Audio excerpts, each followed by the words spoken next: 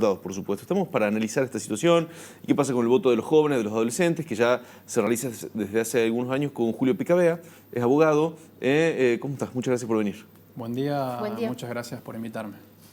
Bueno, ¿cómo analizás la posibilidad de que chicos de 16 años puedan votar? ¿Crees que fue simplemente una jugada política en su momento cuando se lo instituyó para sumar... Claro, ya hubo una primera experiencia. Exactamente, para sumar un volumen mayor de votantes, o que realmente los chicos de esa edad están en condiciones de tomar decisiones que afecten la vida cívica del país?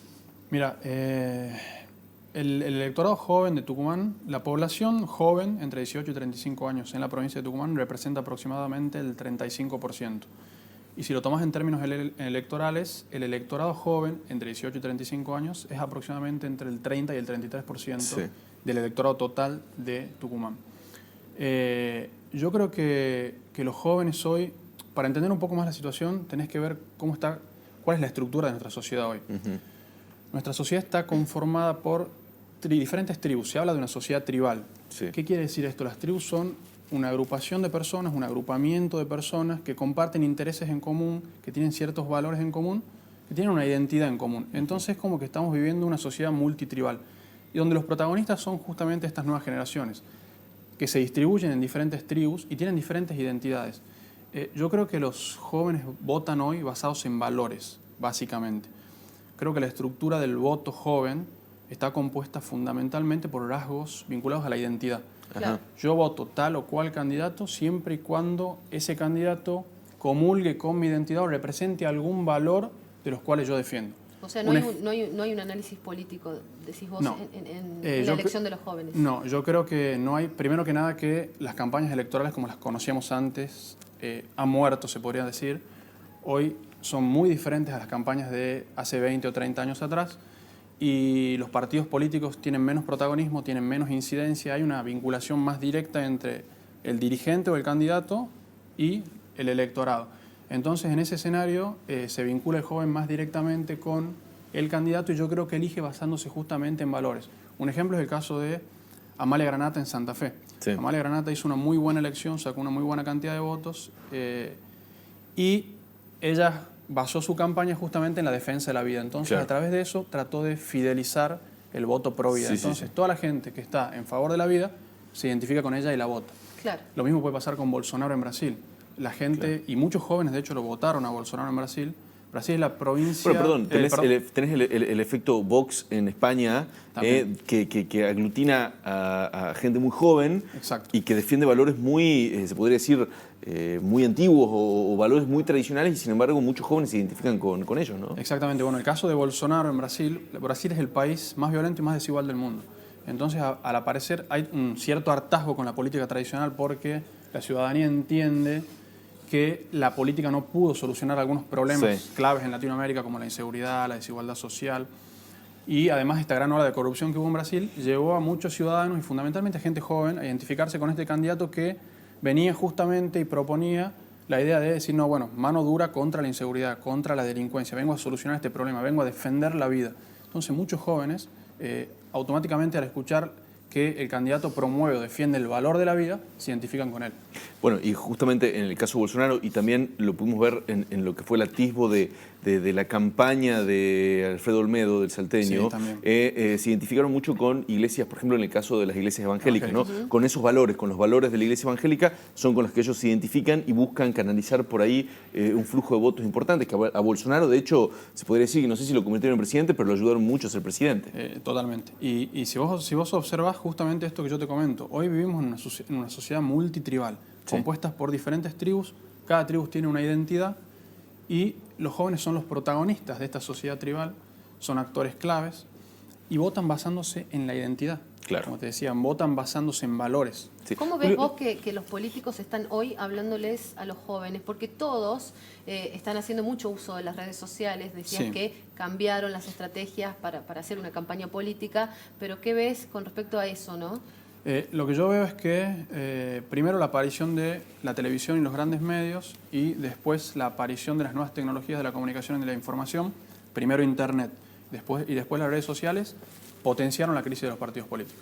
Antes el partido político era un nexo entre el Estado y la sociedad civil. Era una organización intermedia.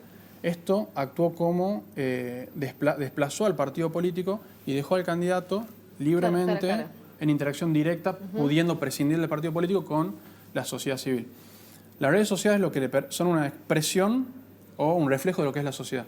Y vos fíjate que todos nos expresamos en redes sociales y ponemos nuestras posturas y así es como que manifestamos nuestra identidad. O sea, las redes sociales son justamente la expresión de la diferencia. Los jóvenes se expresan, defienden su identidad, les importa más defender su identidad, su pertenencia y sus valores que el consenso general. O sea, por eso hay algunos especialistas que ustedes van a escuchar seguramente en estos tiempos que hablan de que estamos en la era de los consensos precarios. ¿Qué quiere decir esto? Hay mucho consenso en estas diferentes tribus. Sí. Yo pertenezco a la tribu pro vida o a la tribu pro aborto.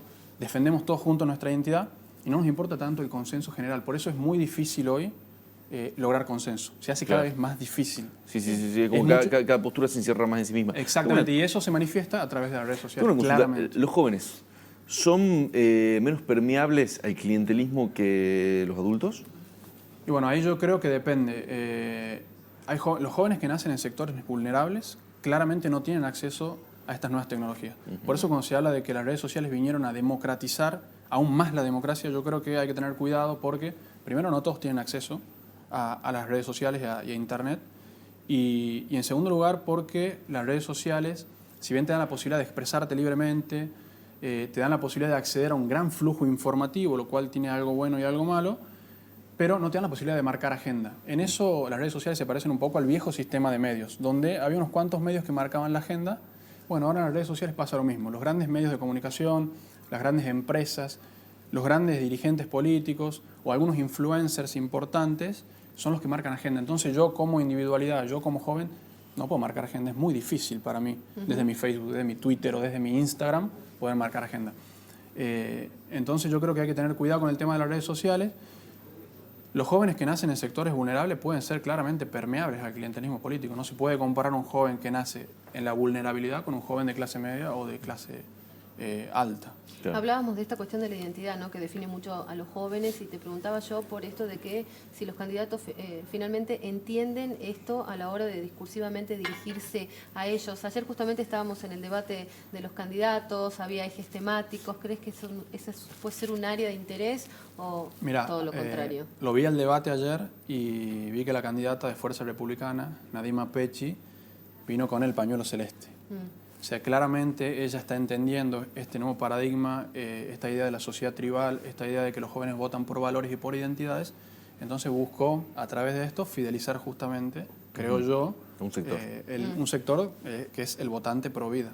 Que posiblemente se identifica con Cambiemos y que hoy quizás tiene sus dudas, ¿no? Exactamente. Bueno, yo creo que el voto pro vida por ahí se va a distribuir un poco entre Cambiemos. Y Fuerza Republicana. Y Fuerza Republicana, sí, porque Silvia Lés de Pérez también claramente es un referente en el tema de la vida, de la defensa de la vida. ¿Qué estás viendo hablando un poquito, ¿no?, en general de lo que es esta campaña, ¿no? Decíamos que falta muy poco, ¿no?, para las elecciones. Mira, esta carrera política. En términos, analizándola técnicamente y en términos de comunicación, veo que la comunicación electoral tiene dos materias primas. Una es negar al otro, la negación de la otredad. Yo refuerzo mi identidad negando al otro. Por ejemplo, ayer lo veía yo al candidato a intendente del oficialismo, Mario Leito, que trataba de decir, no, Alfaro es Macri. Nosotros somos diferentes, nosotros no somos Macri. Entonces vos negás al otro, ese es hoy una constante en la comunicación electoral. Y la otra es la apelación a lo que se llaman pseudoacontecimientos. Son acontecimientos que no tienen nada que ver con la política, que no le aportan nada a la discusión pública, pero me sirven a mí como candidato en tanto y en cuando se transforman en un hecho comunicacional. Un ejemplo, grabarse un video cantando, sacarse una foto comiéndose un sándwich de milanesa y viendo un Mirindi Netflix. Exactamente, o sacándose una foto jugando al fútbol, o besando a un niño. Eso te sirve, no tiene nada que ver con la discusión pública, con la discusión política, con la discusión de las políticas públicas, pero te sirve ya que te permite ingresar en la conversación del ciudadano común. Vos a través de eso ingresás en la conversación de la ama de casa, del jubilado, del joven, que por ahí no tiene tanto interés en la política, pero vos a través de estas fotos ingresas en su conversación. Bueno, Esa es una constante. Lo que planteabas, esto de las campañas, ¿no? de mostrarse como lo opuesto al otro, está muy claro en la campaña del oficialismo provincial, ¿no? Totalmente. Es el eje de la campaña, ¿no? Somos lo opuesto a Macri, Sí. fulano es Macri, nosotros somos todo lo contrario, Claro. hasta en la música que se usa en los spots, es impresionante cómo marcan esa... Justamente, es bastante negar, obvio, negar al otro para fortalecer la identidad. En este caso, la identidad del peronismo, del justicialismo, de la justicia social. En este uso de pseudo eventos que vos decís, después, ¿cómo es ese proceso o qué nivel de enganche tiene a la hora de definir un voto? Estos pseudo eventos, ¿cuán importantes son o simplemente generan esa conversación? Generan esa conversación y le permiten al ciudadano elevar su nivel de conocimiento público. Claro. Y llegar al ciudadano común, al ciudadano que por ahí no pertenece al círculo rojo, que es el círculo más vinculado a la política, sino que pertenece al otro 80 o 70% de la sociedad civil y que no habla tanto de política, que la política no ocupa un lugar prioritario, que tienen otras preferencias como la educación de sus hijos, irse de vacaciones, tener una casa, un auto. Logran insertarse ahí, entonces que el ciudadano hable y que los conozca.